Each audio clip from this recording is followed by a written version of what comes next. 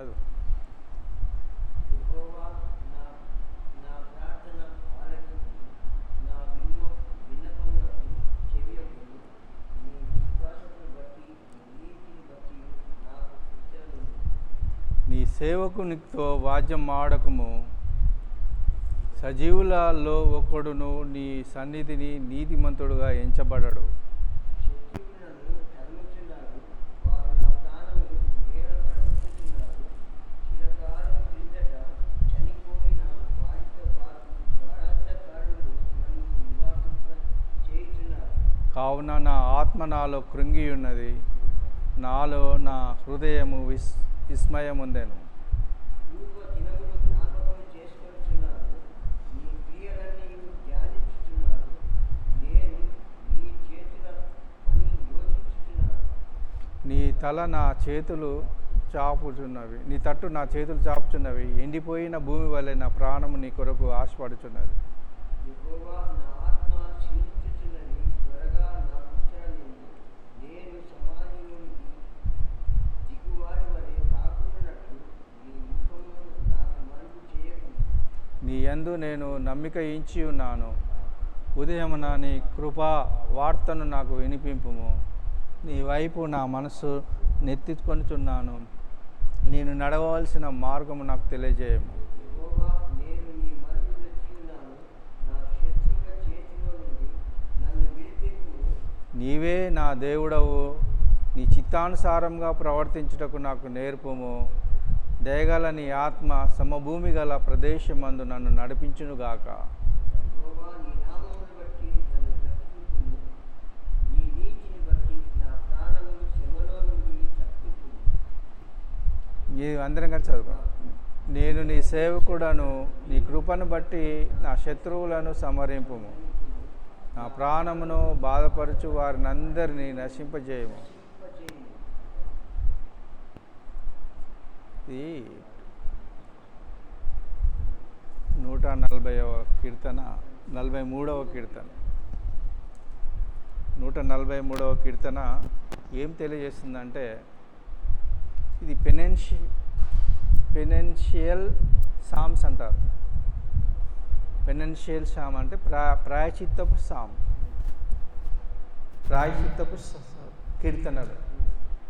ప్రాయచిత్తపు కీర్తనలు ఎన్నున్నాయి? ఎన్నున్నాయి?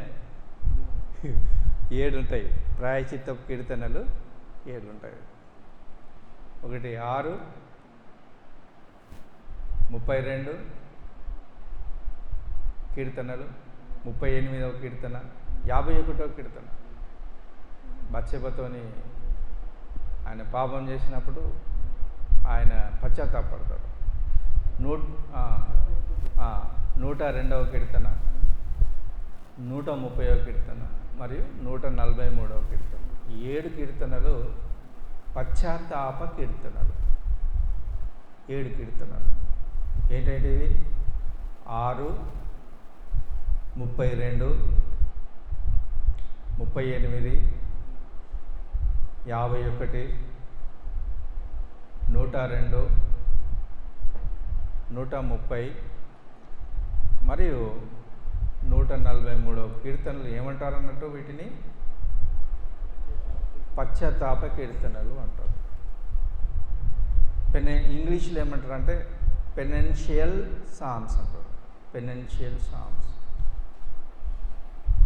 పశ్చాత్తాప కీర్తనని ఇప్పుడు మనము ధ్యానం చేద్దాం. యెహోవా నా ప్రార్థన ఆలకింపుము, నా విన్నపములకు చెవియొగ్గుము. నీ విశ్వాసతను బట్టి నీ నీతిని బట్టి నాకు ఉత్తరమేము అని ఇక్కడ ఈ యొక్క భక్తుడు సెలవిస్తున్నాడు. విశ్వాసత అని అంటే అది ఏమంటారంటే హెబ్రీ భాషలో విశ్వాసత అని అంటే ఎమునా అని అంటారు. ఎమునా విశ్వాసత, దేవుని విశ్వాసత. అట్లా పాత నిబంధన గ్రంథంలో 49 సార్లు ఉన్నది ఎమునా అని. అంటే విశ్వాసత అని అంటే ఏంటిదంటే firmness, Fidelity, state fast, steadiness అని అంటారు, విశ్వాసత. నా ప్రార్థన ఆలకింపుము, నా విన్నపములకు చెవియొగ్గుము. ఈ విశ్వాసతను బట్టి, ఈ నీతిని బట్టి నాకు ఉత్తరం. ఇక్కడ మూడు రకాలైన ప్రార్థనలు ఉంటాయి మనకు. ఎన్ని రకాలు? 3 రకాలు. ఒకటి ప్రార్థన, ఒకటి యాచన, ఒకటి విన్నపం. చాలా జాగ్రత్తగా వినాలి మీరు. చెప్తా. యాచన అంటే ఇంటర్సెషన్. నీ కొరకు నేను ప్రార్థించడం అన్నట్టు ఇంటర్సెషన్. యాచన ఇది 2 సార్లే ఉన్నది. ఈ యొక్క కొత్త నిబంధన గ్రంథంలో 2 సార్లు ఉన్నది ఇంటర్సెషన్ అనేది. 3 రకాల ప్రార్థనలు ఏంటి అంటే, ఒకటి ప్రార్థన, ఒకటి విజ్ఞాపన, ఒకటి యాచన. ఇది చాలా జాగ్రత్తగా మనం గమనించాలి. ప్రార్థన పలాల్ అంటారు. పలాల్ హెబ్రీ భాషలో పలాల్ అంటారు, అంటే ప్రార్థన. విజ్ఞాపనను ఏమంటారంటే హెబ్రీ భాషలో తెహిన్నా అని అంటారు. తెహిన్నా అంటే విజ్ఞాపన. యాచనలు అంటారు.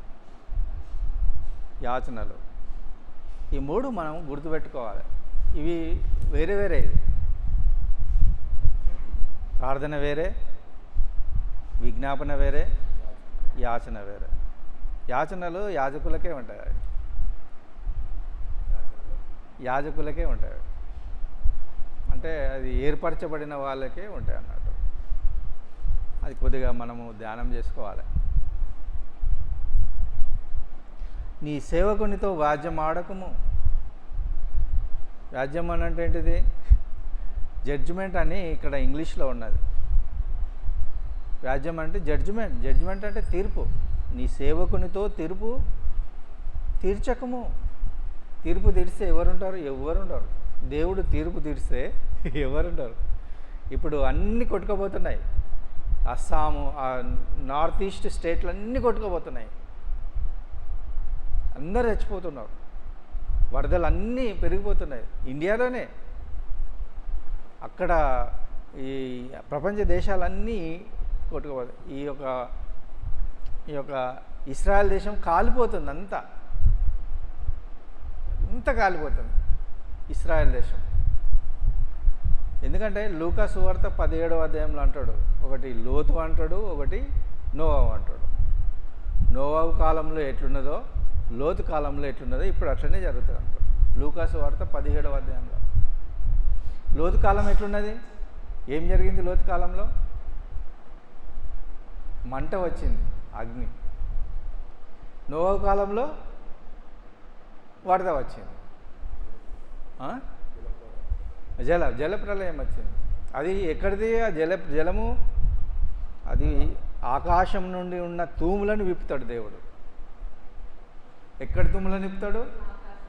ఉన్న తూములను విప్పుతాడు అన్నట్టు. ఈ భూలోకంలో కావవి ఆకాశం నుండి వస్తాయి నీళ్ళు. అవే ఇప్పుడు వచ్చేటి. అవన్నీ నేను జలాలను చూస్తే ఇవి ఎక్కడిదేవా అనుకుంటున్నా, కానీ అవి ఆకాశం అందు తూములను విప్పే జలాలు అన్నట్టు అవి. అంతే. లోతు కాలంలో మంట, అగ్ని వస్తుంది, అగ్ని. నోవాహు కాలంలో నీళ్ళు వస్తాయి. నీ సేవకునితో జడ్జిమెంట్, తీర్పు. సజీవులలో ఒకడును నీ సన్నిధిని నీతిమంతుడుగా ఎంచబడ్డాడు. నీతిమంతుడు ఉండడు, ఒక్కడు లేడు. నీతిమంతుడు ఒక్కడు లేడు నీతిమంతుడు. మనము ఎన్నో అనుకుంటాం, నేను పరిశుద్ధాన్ని అనుకుంటాం. 17లో మొత్తం అదే. లూకా 17వ అధ్యాయంలో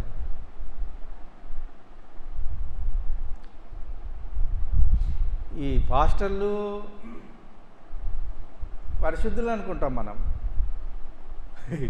కానీ వాళ్ళకుండే సమస్యలు వాళ్ళకు ఉంటాయి.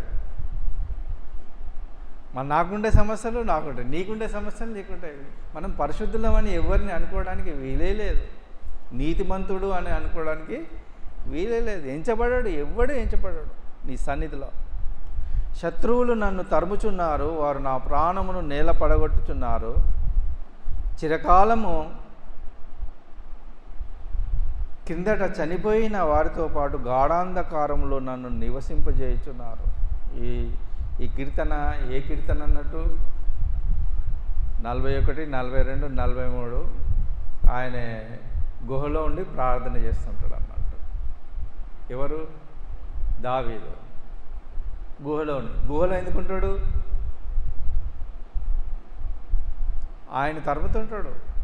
ఏనే సౌలు రాజు తరుముతుంటాడు ఈ దావీదును అంటే దావీదు అక్కడ చాలా జాగ్రత్తగా మనం గమనించాలి. గాఢాంధకారంలో నన్ను నివసింపజేస్తున్నావు, కావున నా ఆత్మ నాలో కృంగి ఉన్నది, నాలో నా హృదయము విస్మరించాను. నా ఆత్మ నాలో కృంగిపోతున్నది. ఎందుకు? వాళ్ళు శత్రువులందరూ బయట ఉన్నారు. పూర్వదినంలో జ్ఞాపకం చేసుకొంచున్నాను, నీ క్రియలన్నీ ధ్యానించుచున్నాను. నేను నీ చేతుల పనిని యోచించుచున్నాను. పూర్వము దేవుడు ఎట్లా చేసిండు? ఐగుప్తు నుండి ఇశ్రాయేలును రప్పించినప్పుడు ఆయన క్రియలన్నిటినీ జ్ఞాపకం చేసుకుంటున్నాడు. ఆయన చివరి అది ఏంటిదంటే ఫరో రాజు కుమారులను చంపేస్తాడు. మొట్టమొదటి కుమారులు, జ్యేష్ఠ కుమారులందరినీ చంపేస్తాడు. ఎవరెవరు ఐగుప్తు దేశంలో ఎంతమంది ఉన్నారో అంతమంది జ్యేష్ఠ కుమారులు అందరూ చచ్చిపోతారు. అవన్నిటిని జ్ఞాపకం చేసుకుంటున్నాను దేవా అంటున్నాడు. నీ తట్టు నా చేతులు చాపుచున్నాను. ఎప్పుడు ఈయన మోషే చేతులు చాపినాడు. 17వ నిర్గమకాండంలో ఆ చేతులు చాపుతున్నాడు. అవి బరువెక్కినాయి. బరువెక్కితే ఏమైతే కిందికి వస్తాయి. హూరును ఈ అహరోను వాళ్ళు లేపి పట్టుకున్నారు అన్నట్టు. ఆయన ఆ చేతులు ఎత్తినప్పుడే అమలేకులతో యుద్ధం గెలుస్తాం. చేతులు ఇక బరువెక్కి కిందే ఓడిపోతారు. ఇశ్రాయేలు ఓడిపోతారు. ఈ చేతులు ఎత్తినప్పుడే ఇశ్రాయేలు గెలుతారు. అందుకోసమే అహరోను చూస్తాడు, హూరు చూస్తాడు. చూసి ఈ చేతులు ఇట్లా ఎత్తి పట్టుకుందామని ఇటొక్క ఆయన పెట్టి చేతులు ఎత్తాడు.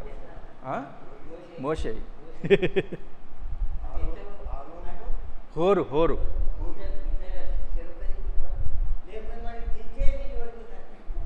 అమాలేకులు ఓడిపోతారు.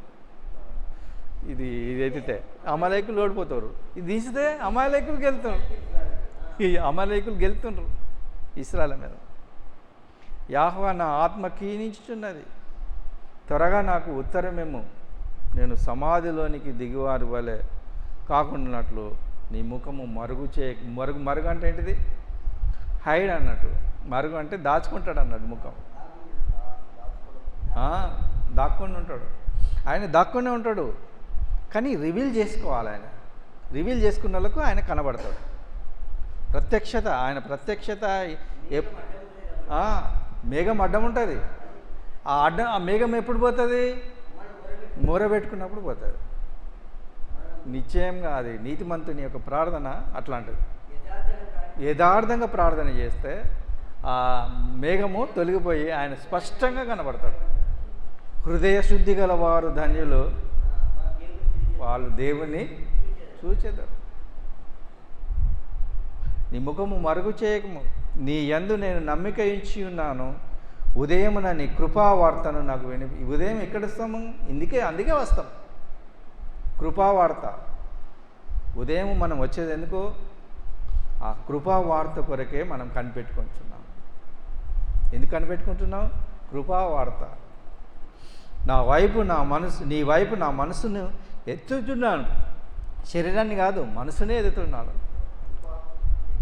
కృప అనంటే అది ఉచితంగా ఇచ్చే కృప అన్నట్టు. దేవుని దగ్గర నుండి నోవాహు కాలంలో ఆయన కృప ఇస్తాడన్నట్టు. కృప ఇచ్చినప్పుడు ఇక నీతిమంతుడుగానే అవుతాడు.